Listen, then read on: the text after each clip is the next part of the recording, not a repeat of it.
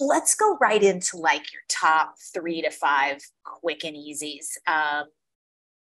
for dinner, I'll say, because we want to do some other stuff with breakfast. But Dotsy cooking is Toni cooking also. I tried to make the recipes in the book 7 ingredients or less and about 3 to 4 bullet points of instructions. So even people who are not big fans of being in the kitchen can quickly go in there and easily read it through, not see the wall of text. So I feel you. That is my style of cooking, and I gravitate toward those recipes myself.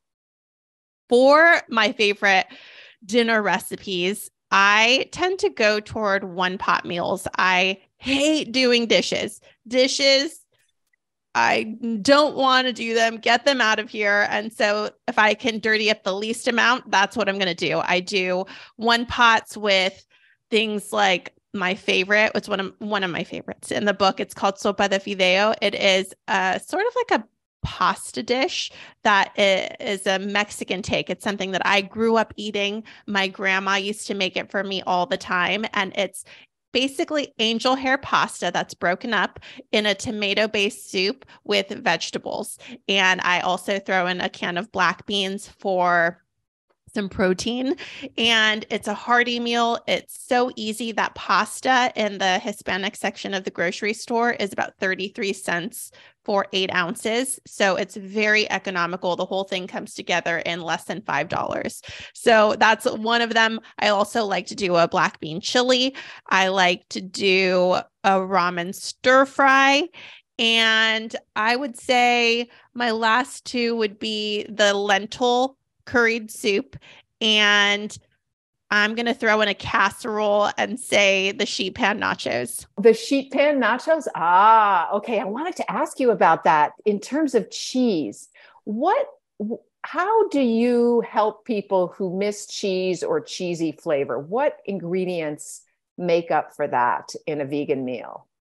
I have done a few things. One of my favorite recipes, it's on Plant Based on a Budget, but it's also in the first Plant Based on a Budget cookbook, is a nacho cheese made from potatoes and carrots and nutritional yeast. It is oil-free and delicious. You also can give it a kick with some jalapeno or store-bought salsa.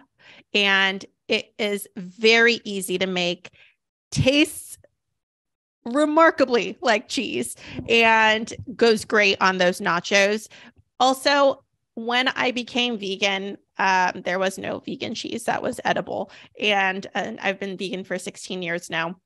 I remember when Daya first came onto the scene, and I had to take turns with my friends to drive to San Francisco, which is about an hour and a half, 2 hours from me. And you could only buy 5-pound bags from one grocery store. And we would divvy it up, put our money in, freeze it.